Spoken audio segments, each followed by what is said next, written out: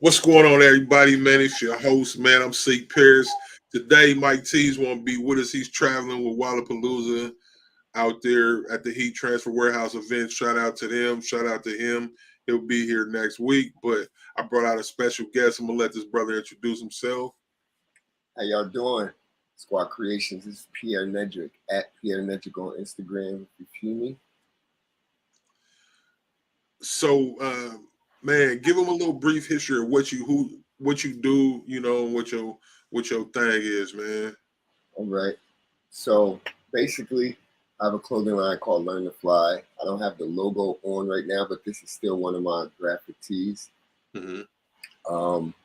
Basically, it's a brand, trying to push positivity. Learn to Fly. The guy is basically on a umbrella flying.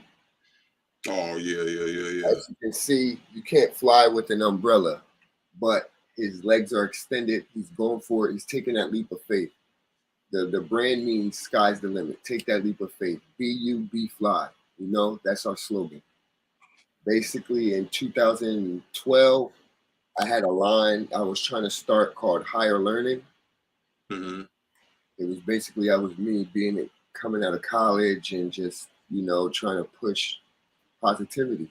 It was the same message. It was just a different title for the clothing line. But as I was getting all my paperwork done and stuff, I found there was a flannel company in Texas, had the same name, and it was for apparel. So you couldn't have that. Also, that movie, Higher Learning, famous black movie, that kind of would have messed up my Google search. Because search Higher Learning, that is the very first thing for a bunch of posts that's going to come up. So I talked to my cousin, and he drew me up this logo. And we were just kind of staring at it. We didn't know what to do with it. And then I landed on Learn to Fly. And the double O and the T, it usually means also or addition to. Right. Everybody always asks, oh, isn't it supposed to be T-O, not T-O-O? But the meaning behind the name is learn to fly, which implies, like I said, sky's the limit, stuff like that. But the two with the double O, fly means as an addition to, like learn to fly. So we're also to fly is what I'm trying to that's my undertone on there. Is letting you know it still has to do with fashion, and we do consider ourselves fly. Yeah, man. Yeah, man. I feel it. So, where you located? I'm located in Tarzana. That's in the valley, right outside of LA, like 15 minutes outside of LA. So how is life in LA and running a clothing brand out that way where fashion is really real? Well, you kind of got to have your blinders up like a horse race, because the longer you stare at somebody else's plate, your food's getting cold. So just like any other industry, it's going to be a billion people with that same idea. Right. There was not one person who came up with the new rims on a car or something like that. It was a billion people. But the people that stood out, or the people that marketed themselves, or the people that got into place are the ones that still stand here. I have these top companies that are popular or whatnot, Forgiato rims or something like that. They didn't start out being a big known company. They still had to fight that way to the top. And there wasn't no rim companies and then they popped out and there was a bunch. No, there was a bunch and then they popped out and they did however they got to get where they are now.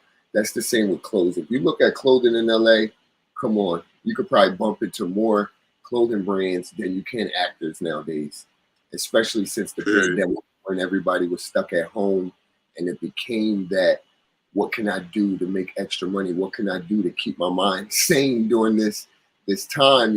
Being creative, it took people out of that space. It took that stress off of people's back. So I don't get mad at the pandemic poppers with the clothes. I applaud them, because to start a business during that time is still bold. That's brave. You know, for a lot of people like us that already had companies, the pandemic was scary. It Yeah, wasn't. It wasn't fun. It wasn't like, oh yeah, cool, let's go. No, it was frightening. yeah, man. So for these brands to be that bold to jump out there during the pandemic, and some of them flourished because it was the pandemic, Yeah. you know.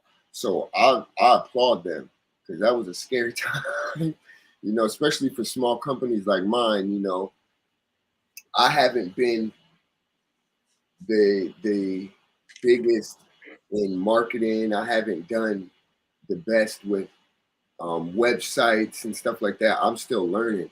I don't even have my Shopify active. I'm still running on Big Cartel right now. Yeah. So I'm still like, that's what I always tell my followers, because the way I blew up and I went viral a few times, so my following shot up there, and I'm giving value and I'm teaching them, so it kept growing. But they just assume from pictures and views and likes that my business is just booming or it's doing way better than theirs or whatnot. And I always bring them back down to earth. I'm always 100% transparent. I show all my stats. I tell them everything. I don't try to fluff it or try to sell a dream, because there's no way to learn there, you know? And I try to really teach them. And I try to teach them enough to not be discouraged, not to scare them away. Like, oh, look at me. You can get 1 million views and only get $1,000 in sales in 6 months or blah, blah, blah. You know, I don't say it like that. I just pitch them the reality of it. Like, you still have to do work. You still going viral is probably one of the best, biggest mistakes that ever happened to me. You know, you're not the first person I've heard say something in that context. Can you explain that a little bit? All right. Everybody online, of course, we're doing social media. We're content creators. We're definitely have that goal of going viral. Yeah, man. But being online, that doesn't mean you know what that means. Number one. Number two, are you ready to go viral? Because going viral is great if you're ready. But if you were me, I had 900 followers in November. So my mind was basically just on content. I was just like, oh my God, if more people saw my business, more people could buy from my business. But was I prepared on the business end? Was I prepared with the website on the website end? No. I was still just winging it, just throwing products up and I was just winging it.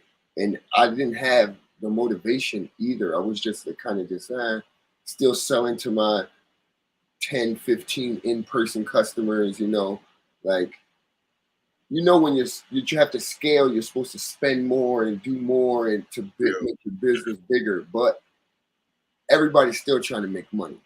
So what happened is I got stuck in this little 10 to 15 in-person customer ring, because I'm actually still selling. I'm still able to sell that dozen shirts quickly and flip that money. Right. So as it's not big and growing, I'm still seeing quick profit. So my mind wasn't taking me where I should be. I was just settling and I was being okay with that. So when I went viral in January, everybody that's coming in, the video that went viral wasn't even targeted to anything. It didn't have any call to action. It didn't have any website to go to. It didn't tell you anything to do that was going to benefit me. I feel that. It was nothing in line that was they can go and just boom, boom. It was like, maybe if they want to go to my link in my bio and then click on my clothes and then buy something, but it was not me directing them. It was not easy for them to access this, you know? It was just a video that said something cool, the sound mixed with the timing. It just went. And back then I didn't even know how viral videos come about. I didn't know about trending sound. I didn't know anything. I just thought the sound was cool. I put the video up, you know? And to be frank with you, I was being lazy that day. I took a bunch of videos I had already made and just chopped it up into a little couple second reel because I didn't feel like making a new one. And because of that, yeah, it went viral. But look what I just said. I put no thought into the video. They had no direction. It didn't send you anywhere. It didn't do anything for me. It was just a bunch of views and a bunch of likes. So I started trying to target my traffic because I got, I don't know how many comments, a couple thousand, you know. So I started, you know, trying to answer back and stuff like that. But I was just drowning in the viral and I wasn't doing anything to help myself. So how many views did that particular video amass? It did 1.5 and it got like 70,000 likes, 20 something thousand shares, and it went out there. And so, like you said, you weren't ready. So it's really none of my business or the people's business. But I'm just curious, out of that viral video, how many sales do you think you actually made off of that?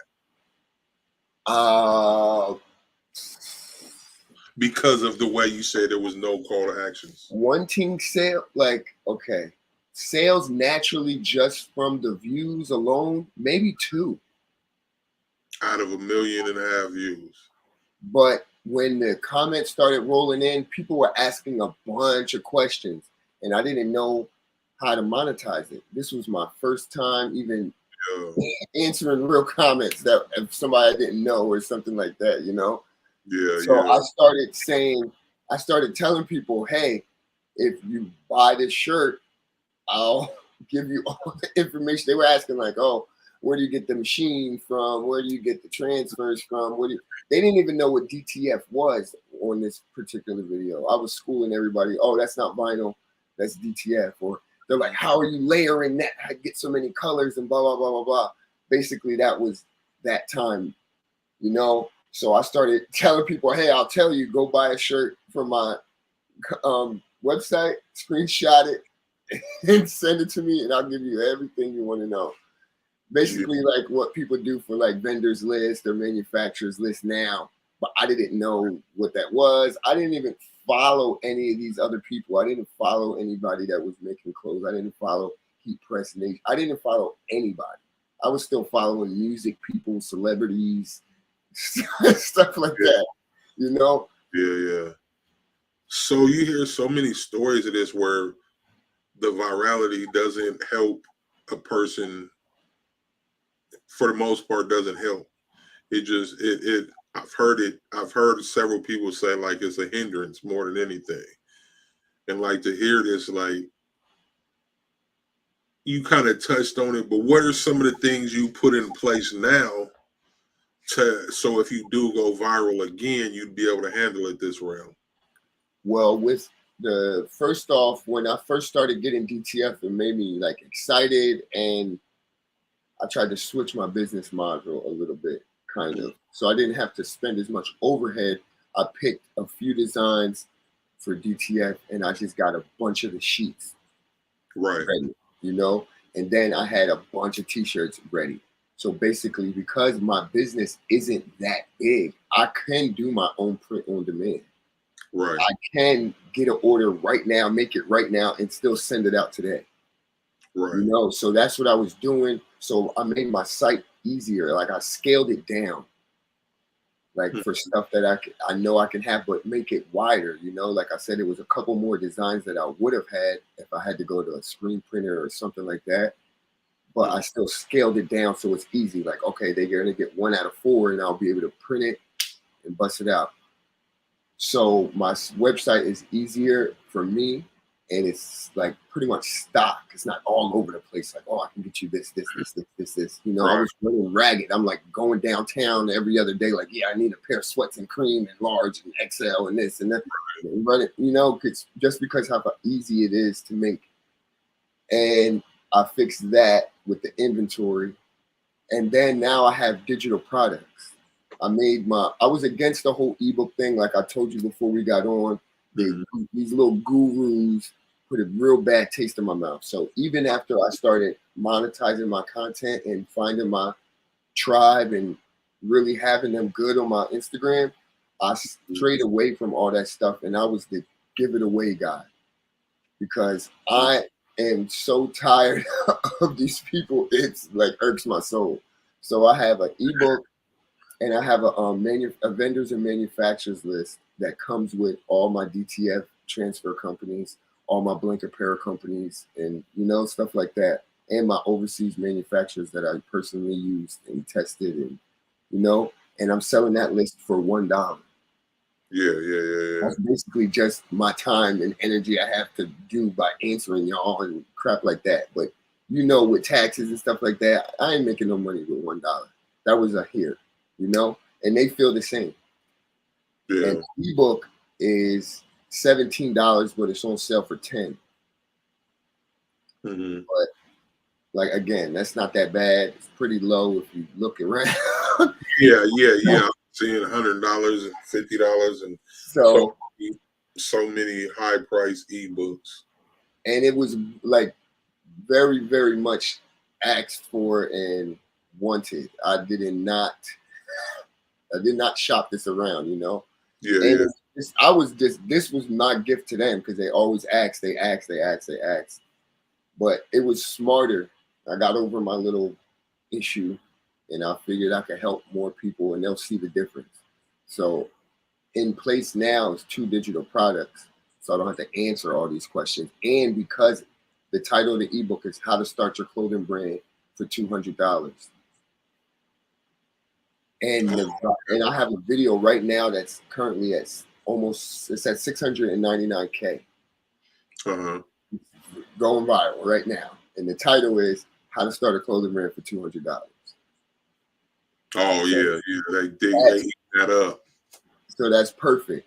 So I got all the screen printers and all them old heads in there going ham on the comments, and I'm in there answering back, and all the people are liking my comments back because I'm giving them the real. Yeah, we could go to you and you could spend $300 and get a 30 of the same T-shirt in the same color and not even be able to wear it and have different. No, we don't want that. We're gonna do it ourselves to start off because that's your best bet. Period. That's what I be telling my people. You want to promote your business, you need to wear it. Why am I going to buy some clothes when you got Champion on, you got this on, you got Polo on, you got that on, but you trying to sell me your shirt? Period. That don't make no sense. If anybody can say anything about me, about my business, even before this Instagram blow up, it will be I'm wearing my clothes every single day, no matter what. Yeah, so man, that's in their mind. That's the best way to do it, be a walking billboard. So basically having these few things in place, I just got blessed. And I had a couple hiccups, 500,000, 400,000, but this one that's on its way is in line, it's on subject, it's what they wanted. I got the ebook, same title, it's real easy. You mean? Yeah. I pinned a comment for the dollar thing to lure them in, because once they get there, they're going to see the ebook as well. I've been getting a few orders where they bought both because it's only $11 for both. Yeah, man. Yeah, man. I think. And I owe that actually to a friend of mine, Jessica Rose. She's big. The Jessica Rose, or This Is Jessica Rose. She's big on Instagram and TikTok. She's like a single mother, comedian type content creator. I bought her ebook actually for $17, and that's why I made mine $17. Hers is more, it was on sale, but I bought her ebook, and I have to say, only because I knew her personally is the reason I bought it and the reason I believed it.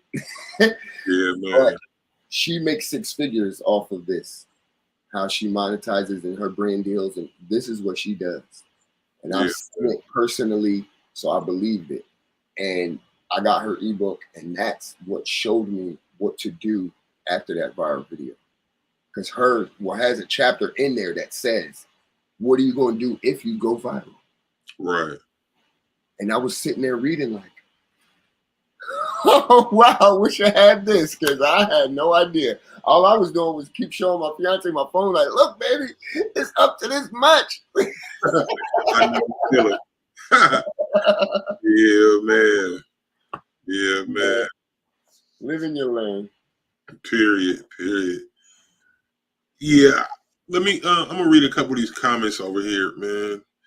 T. Johnson says you need to have systems and processes in place to handle volume. Otherwise, it may hurt you if people can't get their stuff in a timely manner. For Yeah, sure. that's real though. Mumbai says it makes perfect sense. Pierre T. Johnson says need to have. Oh, I just read that. How'd that pop back in place? T. Johnson says I was smart to tell him to screenshot the receipt. Then you'll give them answer. I like that. That's the best I could do. I ain't have nothing in place. I was just like, hey, I got this site.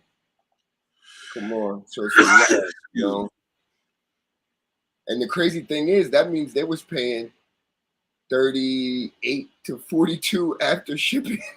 They was paying that price for this information that I'm now selling for $1. Yeah. Man, that's one of them things, but it worked though. Yeah, it did. It worked. It put you in position. Because I believed in my clothes. Everybody's like, why didn't you just charge them the money and just keep the clothes? I'm like, because I know once they get it, they're going to like it anyway. So, and then it was more so for them as well, because I promise you, 95% of the people were asking about just the transfers. Mm-hmm. Like, what is that? How do I get that's full color? And I was telling them, like, look, because one of the guys told me, he said, I can just cash app you the money. Mm-hmm. I said, well, how would you know how to do the transfer fields on a shirt? How would you know how it washes, dries? You just be shooting in the dark again, starting over. I said, you get the shirt from me, I'm using them, and I'm using it from the company that I gave you. Right. So you can wash it, wear it, pull it, you can get a feel for it. And they were like, oh, okay. But, I was just doing the best I could at the time. Man, you sound like you did it right, though. Man, we got Mike T's out here in the audience. Said, appreciate you stopping through. Like I said, he out there. He went to the Wallapalooza. He traveling right now, so he couldn't make it out. So he's a spectator, I actually learned of some new events once I started like switching my profile and stuff. And when I found y'all page, the people on there, I was just like, wow. But Big Brando and what's the woman's name? Kayla, I think it is. Or you got me. I don't know. There's another woman on here y'all just had on recently.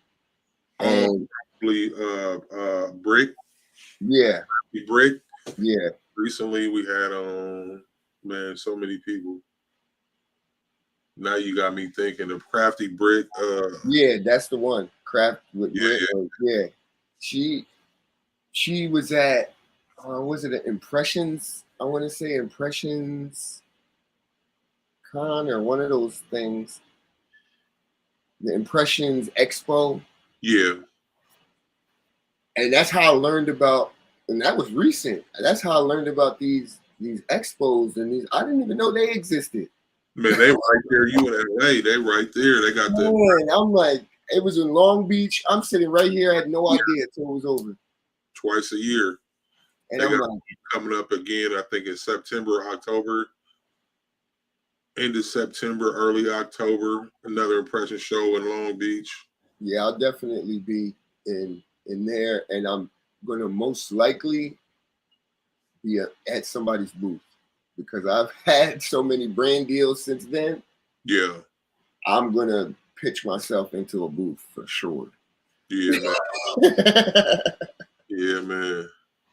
That's another thing about being out here. It's like, I don't know, for some reason, even when I'm doing the deals, they ask, where are you located?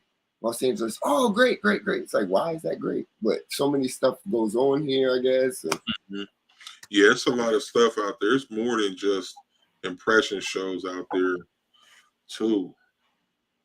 A good person, like you just mentioned, Brando, man. Brando is a good person to follow to find out like what's going Man, on around LA. Brando got my feet and my ankles wet.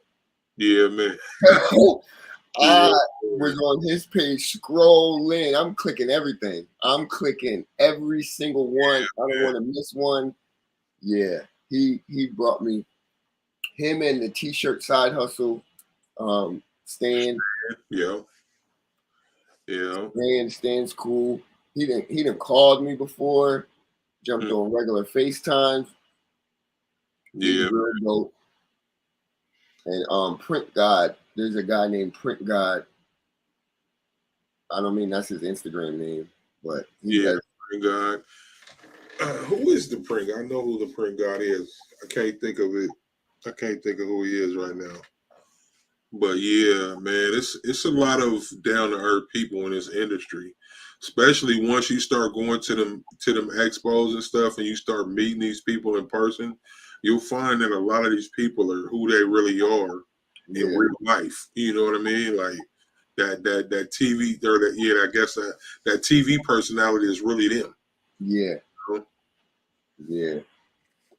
And that's what I learned a lot too with not even just for the algorithm's sake, but who you follow. It's like you are what you eat on Instagram. What you liking, what you follow, and what you not liking. They know what you scroll to and stop and pause on and look at, whether you like it or not. You know? That's true. So I had to go through and do a sweep. That's another thing I did after I went viral. I went through and did a sweep. I'm not following nothing that's not going to teach me something. Because it don't always have to be about clothes or, you can still learn from somebody. I follow somebody that do woodworking, but he still be, giving me stuff that I need to know. Yeah. But I follow only stuff I can learn from. Only people that are posting and are active as well. Because I learned if you have a bunch of accounts that are inactive, the algorithm don't know. They just see 600 people that you post. You post every day, but these 600 people never like your stuff. So your stuff's not that good because these people that follow you never even look or like it. Right. So I don't care if you was my middle school best friend or my auntie Josie or whoever you are. I'll text you or I'll see you on Facebook, but I got to get you off of my page because you're ruining it for me and I'm not learning nothing from you. If you're a celebrity, rapper, actor, whoever I used to follow and like and love, I'll follow you somewhere else or something. Grab a personal account or something else. But I can't follow you right here because it's throwing too much other stuff at me that I don't need to see. Yeah, man. In my page, like my page now is going to be something creative. It's going to be something I'm learning from, even if it's just a motivational speech from TD Jakes. Yeah. Something. It's just it's all along the same lines. It's keeping me going. I mean, of course, I still have my aimless scroll moments like anybody else. But in those moments, the content that I get to see, I put there for myself. So it doesn't even matter if I'm aimlessly scrolling. I'm not going to be seeing no dumb memes, or fight videos, or none of that crap. There ain't going to be no booty shakings. I cleaned all of that out, I'm the same way, man. I'll look and see followers like, what do you follow me for? I don't want to see your puppies and your kids or, I'm the same way. Exactly. You have to clean shop. Yeah. It made it better. And that's how I found these rich cons, these you guys' page, the young lady we were just talking. This is the only reason I found these people. Is because I started going through, and then from my hashtag searches and my stuff like that, the algorithm was pushing these accounts to me more. And I'm like, oh, that's bomb. And what's the other name? Katrina? Katrina's Graceful Creations? Yes. She put me on to not be scared about asking these brands these machines and stuff. And I was watching one of her videos, like, yeah, they sent me over this. And I was like, what? They sent you a machine, girl? I want a machine. Yeah, man, I feel that. I But feel when that. you don't know, you don't like when you don't know on Instagram, you don't know. It's like you on a different app. Mm-hmm. Just from me to my fiance, our apps are different, and it's the same app because she Yep. has no idea. And Yep. the other side looks like you peek over this fence. It's Yep. like it's traffic. Yeah. Yeah, man, I feel it. I got a question for you from Mike Tees. He asks, where do you get your inspiration from? For clothes, I have to say, like I did music for a long time, probably right up until I started taking my clothing more serious. But I just always look at it like, in our culture, it's no secret. Hip hop and fashion, literally right now, is the biggest genre of music, hands down. And the fashion that sprouted from hip hop, which is now called streetwear, Mm-hmm. is the biggest in the world. When have you seen runway shows before now with t-shirts Right. and jeans? And that's called fashion? Yeah, because streetwear has penetrated this world. So what I always drew my inspiration from was my favorite artists, what they're wearing and stuff like that. Like Mm-hmm. to me, a graphic tee is the most valuable possession anybody can have. Yeah. Because women wear graphic tees. Guys love graphic tees. If you got a graphic tee, you already know in your mind when you see one you like, what shoes you're gonna throw with it, which hat you're gonna throw with it. Mm-hmm. Like it's just a thing. It's a thing, and it's not going nowhere. And that's what I draw most of my inspiration from. Is just like, who would I see wearing this? Like, who do I think would mess with this type of design and stuff like that? And then my age has a lot to do with it because I'm sure you know trends change a lot. Definitely. But certain stuff, these staples in fashion, don't go anywhere. Yeah. The Air Force One is not going anywhere. When the kids weren't happy about him and they weren't popular and posting, we were still wearing them. Right. Like, y'all just wasn't posting them, so they wasn't famous and going out of stock and stuff. But we were still wearing them. That's a staple. Levi's jeans. Period. Staple. The 501s ain't going nowhere. You gonna know somebody wearing 501 jeans, no matter what party event you at. You know? How old are you? What was that? How old are you? Oh, I'm 35. Oh yeah. You still a youngster too, though. But you get it. Yeah, but like I got it early because I just based it off of how I like to dress. And then as the new stuff came in over and over again, I'm just like, jump on it, jump off. Like, you can't just be jumping on everything. That's my thing. And some brands don't go with it. Like, yeah, we'll put this out or we'll touch around it, but we're not gonna jump into just some fad. Right. You know, like, and that's what I try to tell my followers. Yeah, flare sweats is cool. So what? Neon skinnies used to be cool. So were bell bottoms. So are you gonna start your whole company because a couple kids like to wear these dumb sweats and gallery department is charging $1,500 for these sweats? So now they just a cool thing. But Yeah, basically, it's gonna be all not that cool. is the revamped bell bottom from the 70s, 60s. Exactly. Hippies. That's hippie style. So what I learned is even when I'm getting inspired, just stay on your lane because it's always going to be something new. It's going to be something tugging you left. It's going to be something tugging you right. But you got to know that your people and your audience is right here. You can cater to them. Like, you can't just be jumping. I've done it, especially with these new little shorts that they call shorts. The Hoochie Daddies. Man, my customers was like, "What's up, man?" half of my thigh is out. I don't like this action. Yeah, man. So nothing against nobody. They want to go jump into these trends and stuff. I'm just telling you from experience.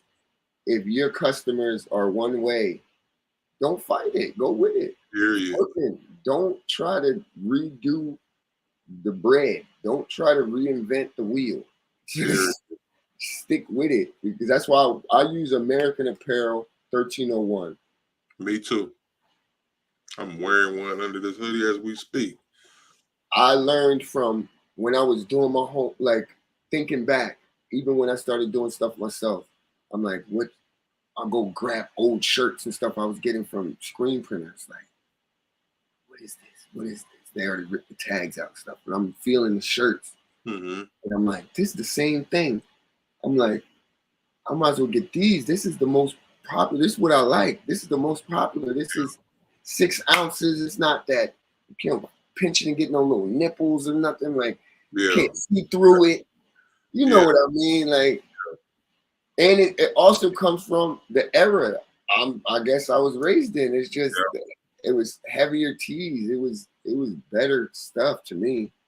Like, but I don't like, I mean, some different washes and stuff like that, that's cool, or different colors, but that new thick old neck thing and that wide tee, that's not my style. Nah, me neither, and brother. That 2-inch neck collar choking, not my style. I like I said, I tried it, and this was just 2 months ago. I was like, screw it. I'm going to go get some shakas. They said this is what everybody's wearing. I'll bust these out. Everybody go and run it. This is what they wear. Yeah, man. My uncle bought a T-shirt and sent me a video. Like, he in Arizona too. He like, I can't breathe. This is not going to work. He was like, I want another one. He's I don't like this. It's too tight. It's like, I'm like, I feel you. I don't even wear mine. It's still in the closet. Mm-hmm. Like, it's not a comfortable shirt. Like, if I want to lay back or get, like, I don't know. I could wear this if I didn't have this on and wasn't lounging or whatever earlier today, and I pressed it and I put on different outfit. Now it's a shirt that I'm wearing out. Yeah, man. But those, you can't lounge on the couch with that bad boy, or like I don't know. It's just, it's too much for me. They got that one. Yeah, man. Leave it to those that love it, I guess, huh? So, Unbiased asks, how long have you been in business? Well, I like to tell people I came up with the idea of this business in 2012. But as far as working and actually putting time, effort, and the right moves into place, I would say 2017. That's a lot of people started around that time.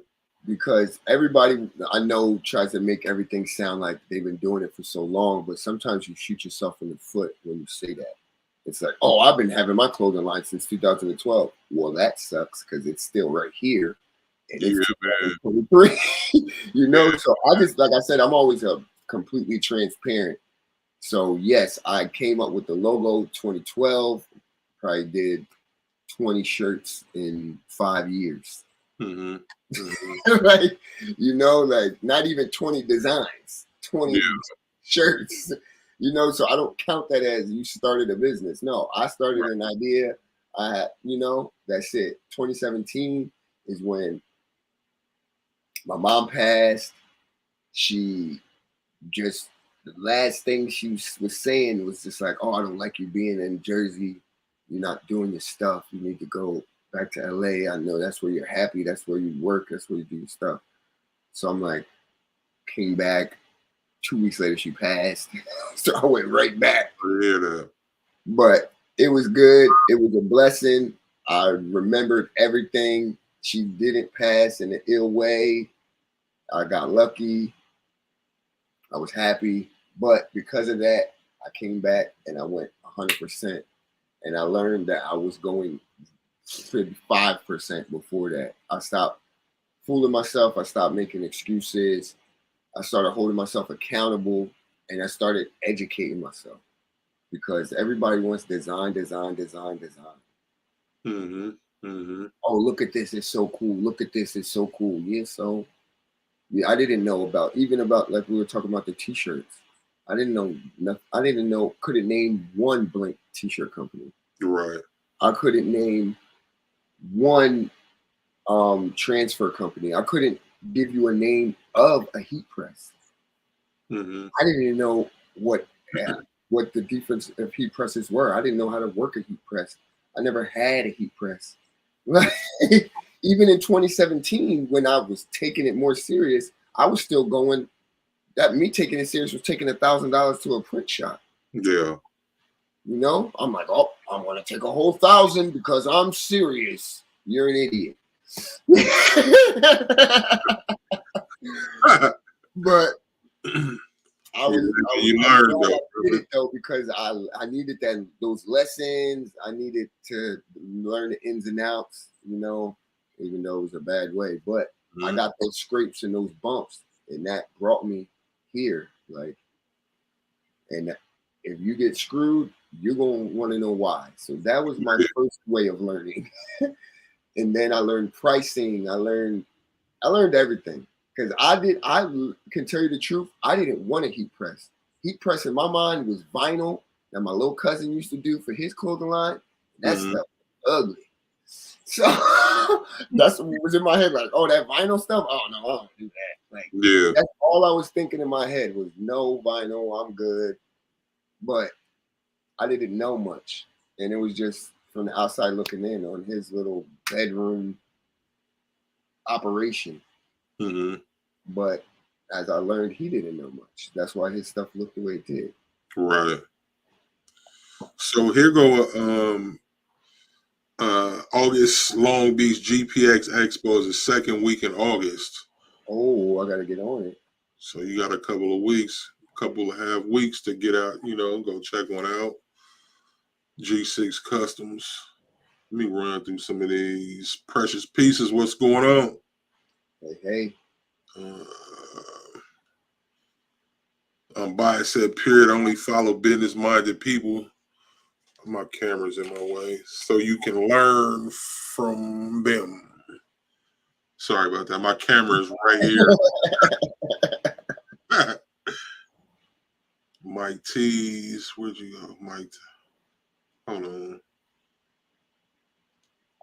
Mike T said he do a lot with that Cricut handheld. Man. Cricut handheld, huh? Yeah, that portable Cricut. That was actually, there's a funny story about that. I had a heat press. I went on Amazon and bought a regular clam shell one, you know. Mm-hmm. Bad boy came, plugged it in, so happy. I'm ready to go. I'm gonna do it myself. I'm done with these printers. It never turned on. Oh, wow. So that was my first experience, and I was pissed. I chopped it. I sent it back. I was like, I'm done. I'm gonna take this $200, save it, get 2 more, and then I'll just go back downtown and get something printed up, see what that can. And then I was just like, no, that's not going to give me what I want. I want to be able to make on demand so I can wear it more, you know. So I went back on. I started reading up, and only landed on the HTV. It's an HTV run, but I didn't know what that was. I just thought it was a bootleg Cricut. Cricut was too much. I wasn't paying that price. Yeah. So I was like, read through the reviews. They said it's the same thing. Boom, grabbed it. That thing has been a blessing. I don't care what nobody says. If you need to start there. Go ahead. It's not bad. It's gonna get you what you need. You're gonna learn your pressure. You're gonna do everything you need. And it was safe for my son. I had a 2-year-old, but this was months ago, you know, so he was growing in it was dangerous to even think about that clam just being open and hot. And I'm in the kitchen, you know, I'm right here. I don't have my own space, or you know, so it worked perfect for me, perfect. And then I learned that it wasn't a Cricut and what Cricut was when I bought the Mini. And then HTV Run actually hit me up, and that's how I got the auto press. Now, HTV Run is a dope company. They're making a lot of noise right now. yeah, Shout out to HTV Run. They have definitely good products because, like I said, that portable is still my bottom one right there. Yeah, I ain't letting it go. It's yeah, and for certain stuff, like you know how on a press you need to have a pillow or something if it's a seam there or some buttons or something. Because it's portable, I was learning. I'm just like rolling it, or I'm putting the thing right up into the seam or stuff, like, you know, align your transfer right there, and I can put the heat press right up to, because it's portable. So I was learning like, oh, this is still kind of good for certain stuff, because you don't have that. If you don't know how to do it around these little things, you're just gonna get a loose transfer. You know, if you don't know how to press on seams and stuff like that, it's just gonna be messed up. But that portable, I was able to do some stuff. I was happy, and now that I even have the other one, I still like that. I still like it. So before we move on, HTV Run, holla at the Squad Creative Podcast, man. We be pushing the line for y'all, man. Come holla at us. Yeah, sure. We like heat presses and vinyl and all the stuff too. Yep, let's go. I'm about to flip that. I'm about to make that a clip. It's some let me see. I already asked that. I'm kind of behind on these comments, man. I'm trying to catch up real quick. Okay. T. Johnson said, knowledge is power, grateful for those who post and share. This is irritating. Their information. Bias. Infants wear graphic onesies now. Yeah. Facts. Stick to what you know. Period. That's the best thing smoking. Yeah. G6. Okay, so that long 17, 18, 19. Of course, on my fiance's birthday it starts. Might be a good present, huh? Babe, check this out. Bias said, I love my HTV Run heat press. Yeah. She says, I bought the HTV Run heat press for Etsy for easy travel. You can take it with you while you press. Oh, definitely. It looks like it, man. It really looks like it. Like you just pack it up like a suitcase and get where you need to go.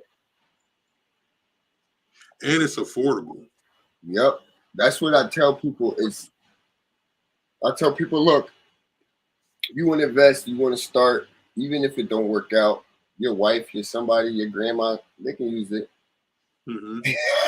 Or if you got kids, press their clothes. It's way easier. It's a big old iron. Yeah. I stick my son's shirt right there. Bam. Shirt's done. It's not wrinkled no more. Whole thing. So I noticed in a lot of your videos, man, you don't do much talking. You don't you just make your videos and show what you're doing, how your prompts on the screen and all that stuff. So making those type of videos without actually talking in the videos, how are you seeing? What's the response you're getting from those? Well, basically, I did it because it's like hard to squish all these words. Once I started learning the short term, content, short form content, it's so short. It's like 10 seconds. Make sure it's 10 seconds. Yeah. But I really wish I was bigger so I can alleviate that and try to squash that whole, make it so small. But because of that, I didn't talk because I felt like I was going trying to rush it in, like, oh, I'm doing this. So I was just like, it sounds crazy. Let me just throw some words up and boom, boom. And I didn't like the little text-to-speech thing all the time because it starts to get repetitive and mundane. Like, I'm trying to pull up your page right now. I'm sorry. So you said you wish it was bigger. Y'all see these numbers on there? 29K. He ain't that little. Y'all following Learn to Fly. Pierre Nedrick. But so whatever you got the formula, man. Because Instagram is not easy to grow to get to that 29K. I hate Instagram. Really? I've been on Instagram since Scooby Doo was a pup. I just hit 1,000, and it seemed like I just stick around there. Like I don't like Instagram. What's your platform of choice? I don't like social media, bro. But if I have to pick one, I'm gonna pick TikTok. It's easier to reach an audience for me on TikTok. Really? I can post a video on TikTok and get 5,000 views, and post the same one on Instagram and get 18. So yeah, we are like this opposites. Yeah. My TikTok, I deleted it, and I might have it on my phone, download it now. But I don't know. TikTok and me was not the business. See, I actually got on TikTok at the right time when TikTok was still growing. So I posted a video. I had posted one video on TikTok. This is back in 2021. And then I ended up getting sick and having to go into the hospital. And I had I think 300 subscribers or something. I get sick. I'm in the hospital for 3 days. And then I just happened to go and look on TikTok. I got 1,000 followers and so many views. The video went to 40,000 views. It was a clip of one of our past episodes of a guest talking about copyright infringement, how the people ran up on our house for copyright infringement. And in a few days, man, it went from 1,000 to 2,000 and within less than a week. And all I did was I posted one video and boom. And then but then it kind of stalled out, but I still get my videos get views. Like I say, man, I'll post a video here on Instagram and get 7 views in 3 weeks, but then I post that same video on TikTok, man, I got 1,000 views today. It's weird, man. I don't know. That's me and every other platform. Instagram, if I do it right, or if I do it at the right time, I'll post it. I'm gonna get probably 10K in a few days. But yeah, I can't do it.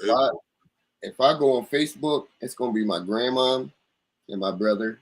Mm-hmm. If I go on TikTok, it's gonna be about 15 people over there, 30. Yeah, I feel I'll be like, what? It's definitely about timing there too, TikTok. I'm realizing for me, when I post a TikTok, if I post about between 11 in the morning and 1 in the afternoon, noon, somewhere around there, the views are a lot higher than any other. Lunch break scrollers. Yeah. The views are a lot higher within that couple hours. But then, even then, sometimes, man, I have a video, I think yesterday, a couple days ago, just posted, and it had 7 views. You never know, man. I don't understand social media as a whole on how to grow, because I'm in real life, man, you watch these episodes, you see me on here, I'll be clowning, I'll be running my mouth, but that's me in real life. You know what I mean? I can talk to anybody. So, but it's harder for me to convey my personality to camera when I'm not actually talking to someone. Yeah. When I sit with my camera and hey, I can't make that up because there's nothing for me to feed off of. You know what I mean? Too. That's probably another reason why I don't talk in my reels. Yeah. It's but you get a lot of engagement with it, is why I was asking. I think it's the hooks. What I learned with Instagram is about the hook. And it's funny, it's called a hook and it's a reel, but you need a hook to reel them in. Right. So when you touch a nerve or you do something, the hook is what brings them there. And then you just tell them oh, comment this or comment that. But you half the time, if you got a good hook, you don't even need to tell them to comment. They're going to comment. I have one video that says you want to fire your screen printer. I thought that hook was controversial it was going to work. It didn't. I have another video that's the same subject, just a different hook, and it's like something about like the vinyl industry, or the vinyl industry was one, and the just I think heat press industry. They were just showing the trajectory of the industries within the next couple of years. One was like on $1 billion, and one was like 800 something million. Mm-hmm. And I posted it, and then I have like the stats go on the corner of the video and stuff like. Well, and then I know all the I told you all the screen printers always go crazy in my comments. Mm-hmm. So this was like a shot at them, like, and of course they went crazy again. Like, oh yeah, go ahead, press that crap, and it'll come off after one wash, and blah blah blah blah blah. But all it's showing is the stats. I didn't say, like I said, I don't even talk in my videos. So this is not me. This is not my opinion. This is me posting the stats that I Googled. It says it's going to be a $1 billion industry by 2025. Yeah. Like, so if it sucks so bad, why is it on its way to being a $1 billion industry? There's a lot of screen printers though that are veteran screen printers that use DTF, that use places like Supercolor and Transfer Express and stuff like that, because it makes it a lot easier. And then, like you were saying, like it's better to create your own, because I can go get that full color. It got 15 colors in there, and then I need 10 shirts. It's gonna cost me $100, $120 or whatever, with a super color or something, even cheaper with DTF. But then that same shirt to go get screen printed is gonna be $2,000 or something, because of all the colors, the time, and the screen and all the stuff, But it's like, it is what it is. I don't know, man. The game definitely per color, per screen, per location. Yeah. Getting you. Yeah, the DTF though, like the DTF, I'm one of the people that I like DTF. I like it a lot. I've used several different DTF transfers and stuff. But I do feel like DTF, not all DTF is made equal. Not everyone has it down, and then there's so many people pushing this stuff out the bedroom right now. Not everybody got the formula down, so you got to be very picky and choosy on who you fool with to get the right DTF. And that's what I try to tell my followers, because I know I have a community of, as we all do, of do-it-yourselfers, But you have to know enough in this industry to where to draw the line. Period. Because if anybody who's listening, we just talked about was it Katrina's Creations or Graceful Creations? Mm-hmm. Okay, she has a video where she gets a printer, and it's a DTF, and she's showing everybody how she's doing it from home. I just want to touch down on that for a second, because that is a very expensive printer. Yeah. That is not her switching and turning her other printer into this, or I'm going to teach you how to turn your printer into DTF. Do not do that. That is not, like you said, all DTF is not created equal. And I've learned that from using only big companies, and their stuff is still not created equal. So I couldn't imagine somebody printed up out of their bedroom. Right. The company I use, I know his setup. I see his setup, the machine. People always ask me in my comments, which printer are you using for those? And I tell them, I order my transfers from Unreal Custom Designs. Mm-hmm. Because look at their machine, look at their page, if you think it was created equal, why is his machines won't even fit in my apartment? Right. But I could get a printer that I already had for my office. Right. Do the same thing. Why do you think that's going to do the same thing? So why did he spend that money and get a warehouse if he could have just sat in his office and did the same exact thing? Right. You got to do the math sometimes. Like, they're not thinking about it. Yeah, you could print up a transfer at home, just like we could have made them back in the day with them little paper transfers that you iron, whatever. Yeah, you can do anything. But is it smart? No. Go to the real company, get the real transfer so you can wash it, so you can pull it, so you can have a transfer that's not going to rip and show you freaking shreds as you're pull. You see what I'm saying? Right. That's what I always show people. And I always tug it and I pull it and I use my son's clothes as an example. I got a toddler. If you think I'm washing his clothes in any special way, yeah, I'll tell you mine. So right. and I use DTF on all his stuff. So if his stuff is good, it's a toddler. He's spilling, chewing, biting. He's literally biting his shirts. So right. But I used companies from Etsy. I have like 2 or 3 companies I was using before I found my guy Manny. And I was trying to do local. I found a company in downtown when I was buying my blanks and stuff from downtown. One of the Asian ladies had a thing up. Get your DTF right here, boom, boom, boom. Tried that. And I also was new. Like I said, I just started doing this stuff myself in November. Mm-hmm. You know? So when I got a bad transfer, I didn't know it was a bad transfer. I'm new. I 100% put it on me. I'm doing it wrong. I did something wrong. Right. What I do. I'm trying to retrace the whole steps because you don't know it's bad sometimes until after you wash it or after you dry it or the second time. And you don't know just from wearing it or something. You might not know. So I'm like, wow. What happened was I made it for my girl and she's like, baby, that thing came off. I don't wear that thing no more. I was like, what you mean it came off? You didn't tell me? I sent 3 of those out to people.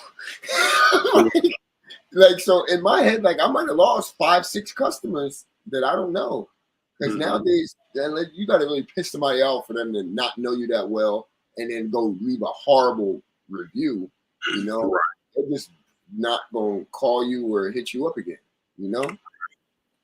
So I was like learning, like, man, this stuff is like, I can rub it. Some of them, I was rubbing it literally off the shirt. Yeah. And I was like, oh my God, I don't even know how many I sent like this. Yeah. So, yeah, they're not created equal. But once you find a good company, you're good. You're golden. Yeah, that's real. And I also told people with the art, like, give yourself the best chance too, because it still is a feel. You know, even with the best super color print, ninja transfer print, make your art for DTF. Right. And I say that to say, like, even with this design, I would have done it a little different. There's not enough negative space. There's not enough open, breathable t-shirt space. So you get that flat feel. Right. Lighter. I have newer shirts that still great designs, a bunch of stuff on there, but I have a lot of open space and open breaks. So you can still feel the t-shirt and it feels more like a screen print than just this big old thing where you can see where I just slap this right onto my shirt. So lighter weight, like weight wise, lighter print. Yeah. That's what I learned too. I mean, of course you can if you want that square. I mean, go for it. But I would suggest, breaking it up, do some half tone on the edges or something, or little stuff I didn't even know about before. But you know how they fade it out with those dots and stuff. Like, get more creative so you can have that feel, and it feels 20 times better, and it'll just set you apart, Yeah. Let me read this comment right here. Unbiased says, I can't figure out TikTok and Instagram either. I don't understand what the people want on those platforms. I'm trying to edit for short content, but it's hard. Yeah, it's hard to predict what people know. Now you got people going on TikTok and making thousands of dollars, and they're acting like the extra characters in Grand Theft Auto and literally making thousands of dollars a day. Like, you never know what's going to blow, especially in our industry, because it's a niche industry. So it's harder to pinpoint what people want to see. And and both and those the audiences are so different on both platforms, even though they're looking for the same content. You know. Yeah, it's just I would say it's like 50-50. I try to tell people, try to go 50-50 with your what your want with views and stuff, because it's all fluff when it comes down to it. If you got 30,000 people on your page, but only 10 of them are going to buy something from you or use your services or care, at that point it doesn't really pay to have all those followers. Period. So Period. that's what I'm Like, how do actually you know? transitioning right now on my page. I'm not going to stop teaching. I'm just going to start marketing more of my stuff in the teachings. Like every video, you see me printing up my clothes in the video, so I'm not hiding it.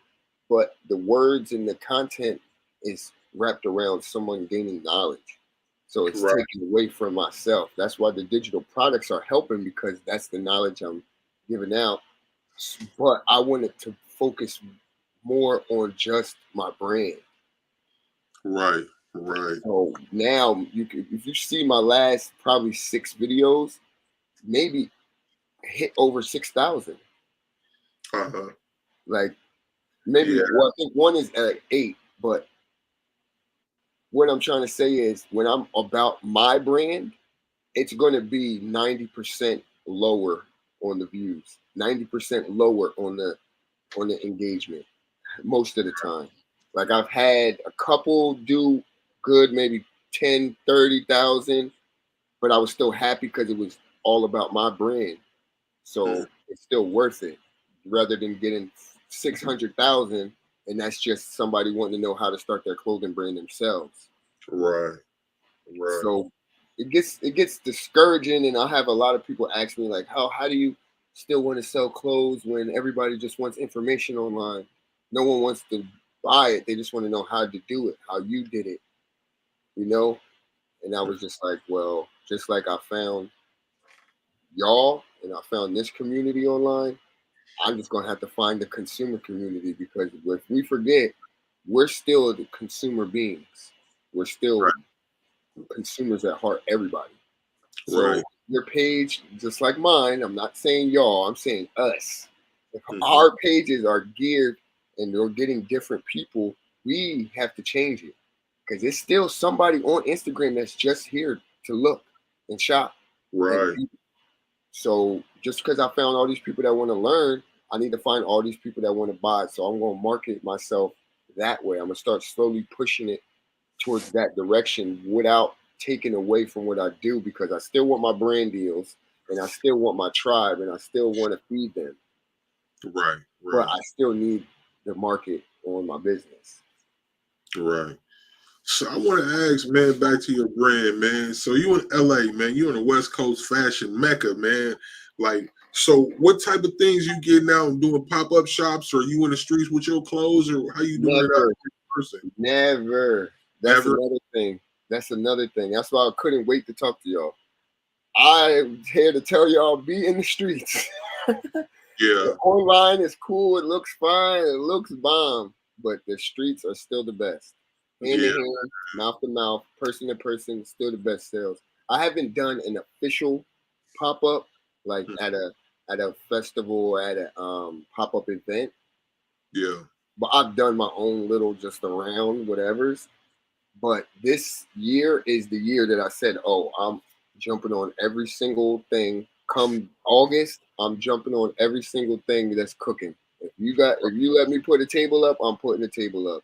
If this is where everybody's going, I'm going, because I missed the outside portion of it.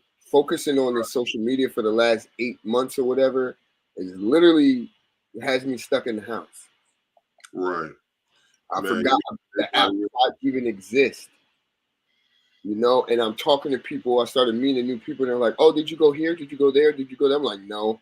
I was working or I was doing this, so I'm like, I need to focus on that part, because that will still help your social media.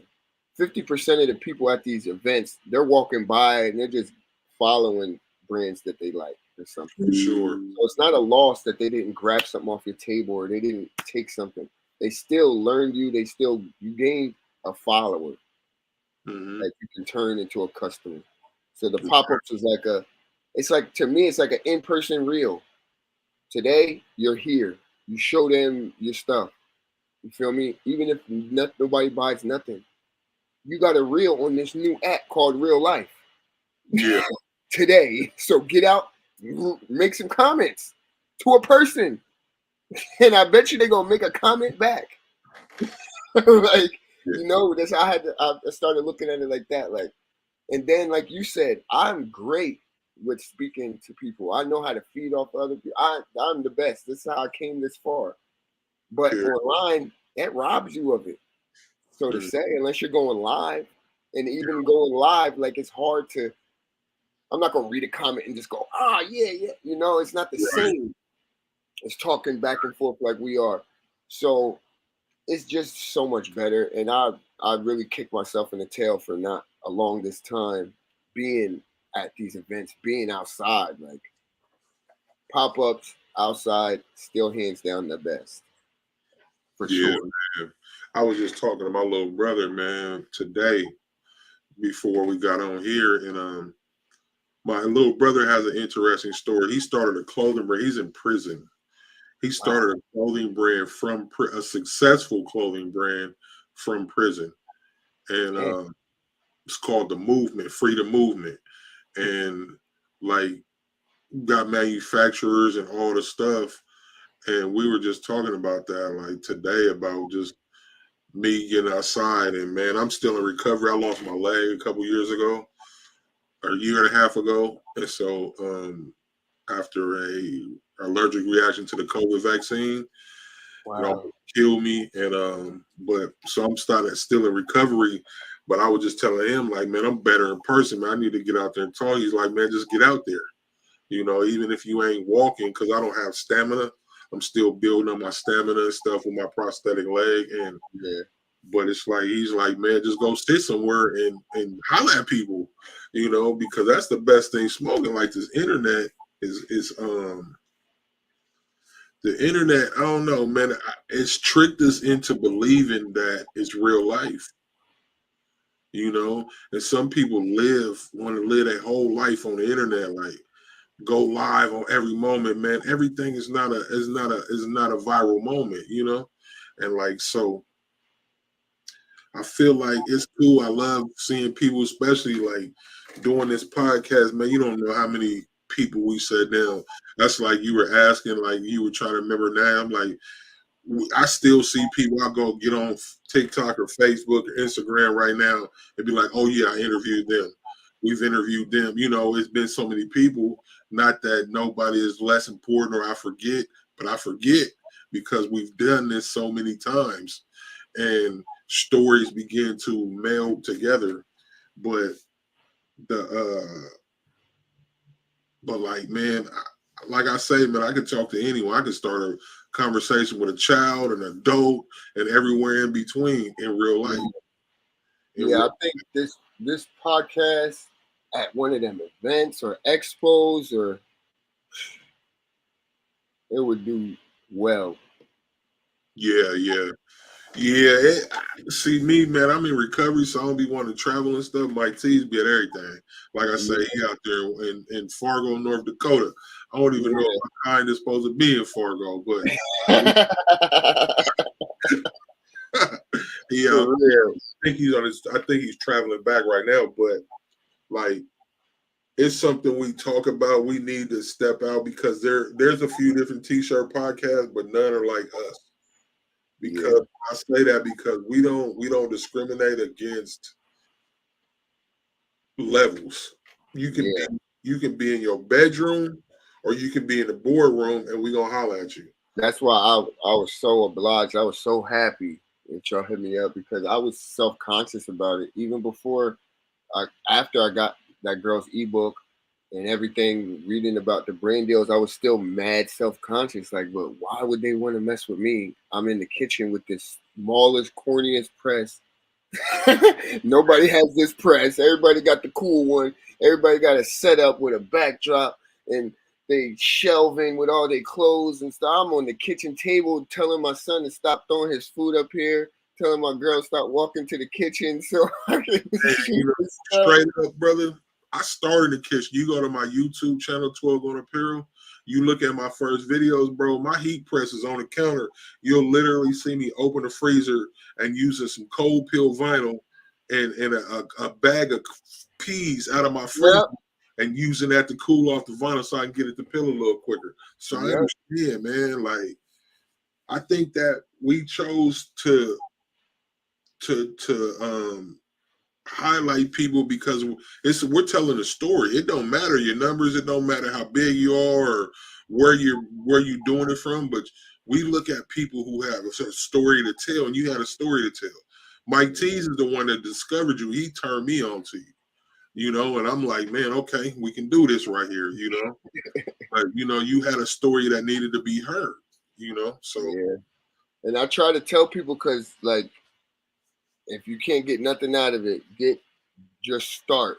If you don't learn nothing from me, just start. Because if you would have asked anybody or me, do you think you're gonna be able to go viral? I would have said no. Because from doing music for so many years, you know that game.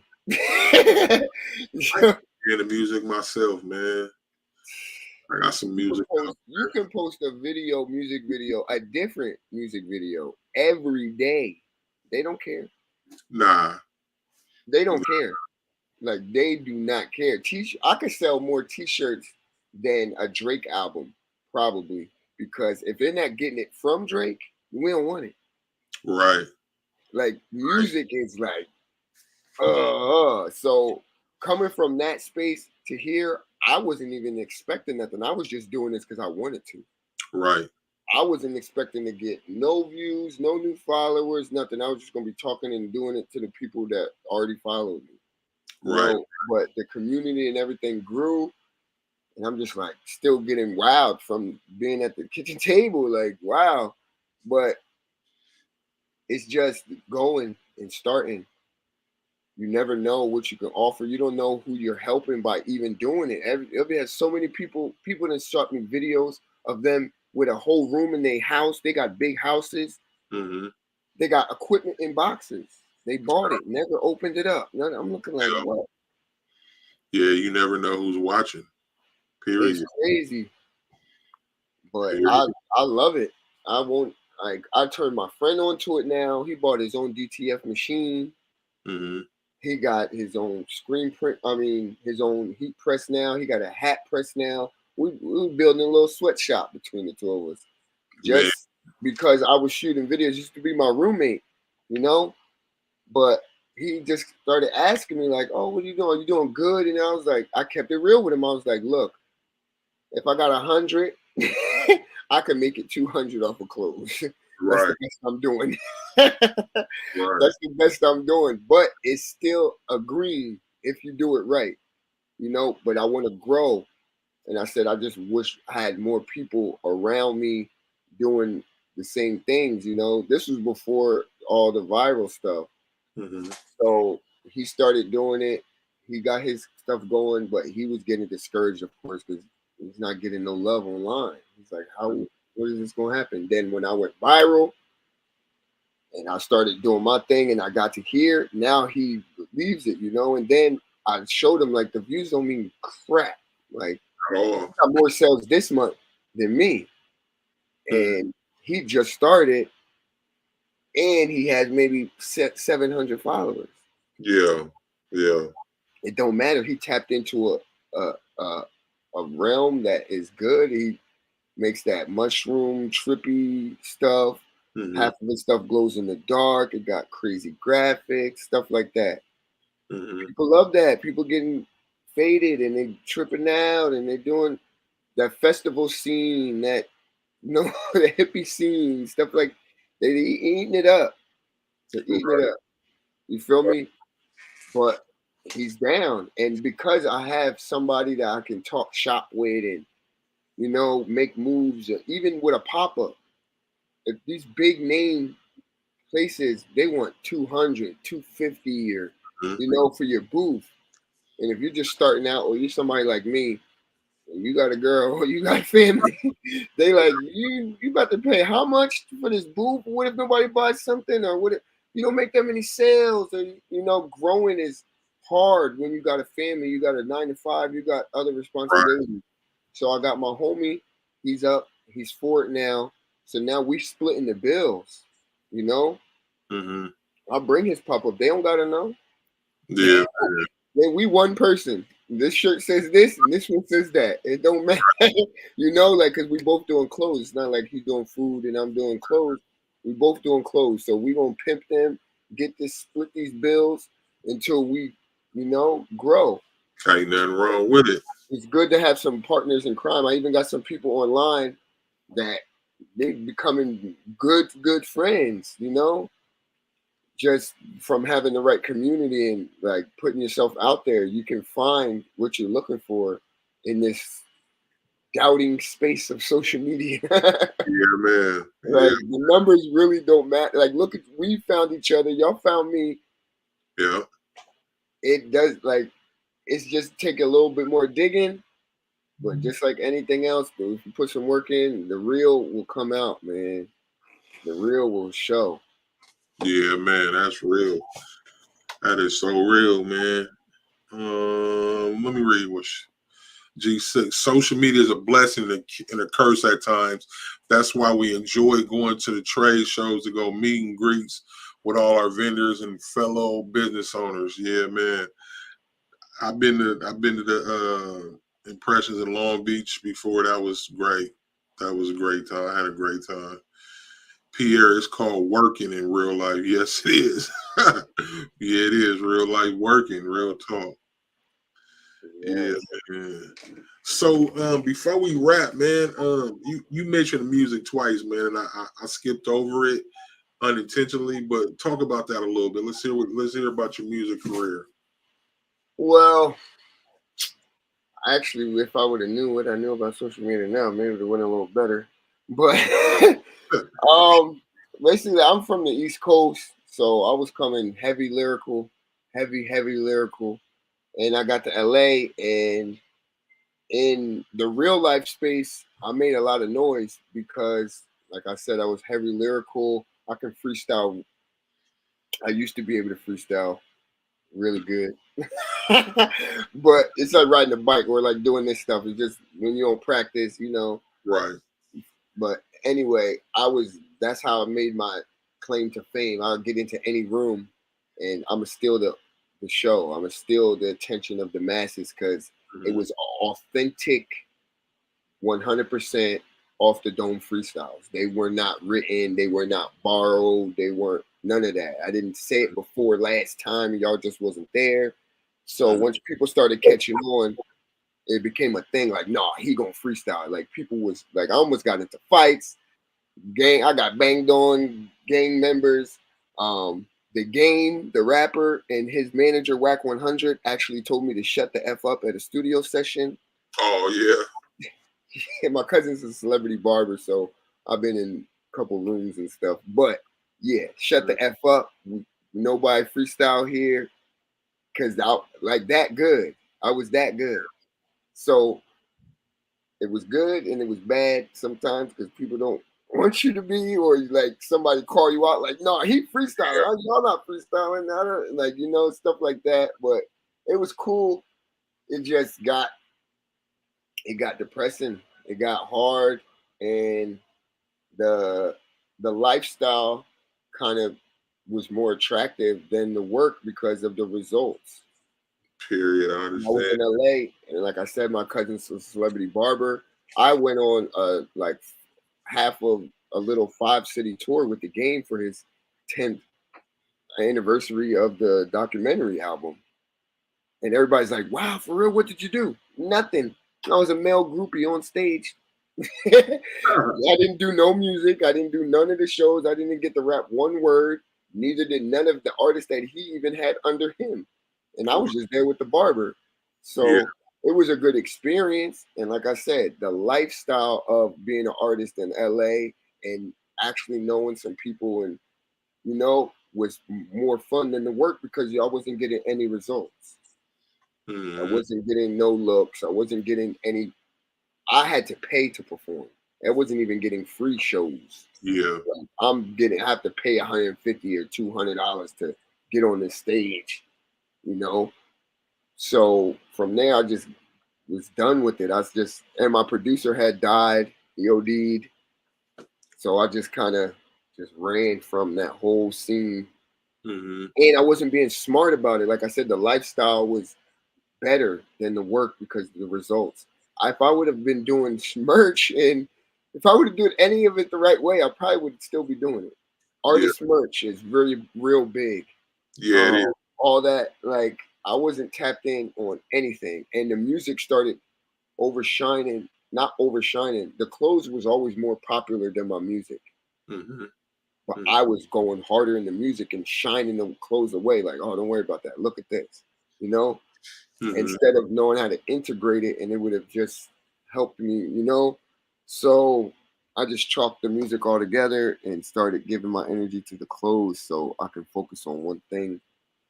But because of it, I'm actually going to start trying to do some artist merch. I have so many artists that I know personally and so many big artists that I've bumped shoulders with or like know enough to get a serious conversation with. Not saying like, oh, that's my friend. I can just call him up on the phone. Nah. But if I hit their DM, we already follow each other, and in a week or so, I'll probably get a reply and I can actually talk to them. Right. So I'm in the midst of putting some of those things together. But music and clothes definitely still works hand in hand. So anybody who has that or if you're doing that, don't be afraid. Just try to implement a few things the right way and it will work. Yeah, man. Yeah, I used to rap. I got an album and some singles out myself.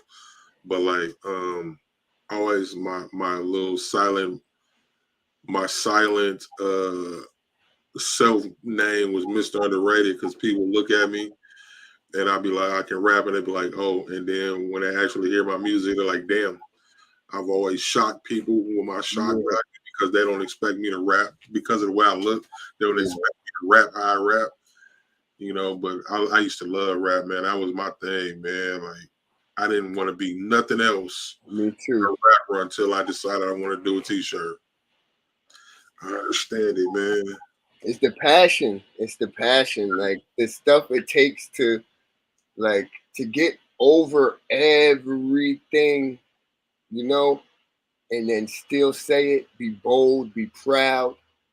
It Period. takes a lot of passion. That's why if you do music, you'll be fine in this industry because you won't be shy, you won't be scared. Yeah, That's that's real. That's real. how I Man, gotta look at it. so it's been an hour and a half, man. We're gonna wrap for the week, man. But I just want to, before we go, brother, shout out all your socials so they can find you out there. It's Pierre Nedrick at Pierre Nedrick on Instagram. It's a / Pierre Nedrick on any other site. I kept it simple. Yeah, Follow me. Follow me on Facebook. I'm doing bad. I only got like 1,000 followers on Facebook. yeah, I'm down bad. But I appreciate y'all, man. It was man. cool. Appreciate you, brother. Great story, man. Like you dropped a lot of gems. And we will, man. We'll have to have you back, man, in the future once you start getting out here and getting to these little Oh events yeah, for and sure. things, so we can hear how that went for you, how that worked out for you. For sure. To y'all, everybody out there, appreciate y'all for tuning in as usual, man. We here every Thursday, so tell a friend to tell a friend. Next week we back with Sis, man, Unbiased LLC. So we will see y'all next week. All right, man. I appreciate that.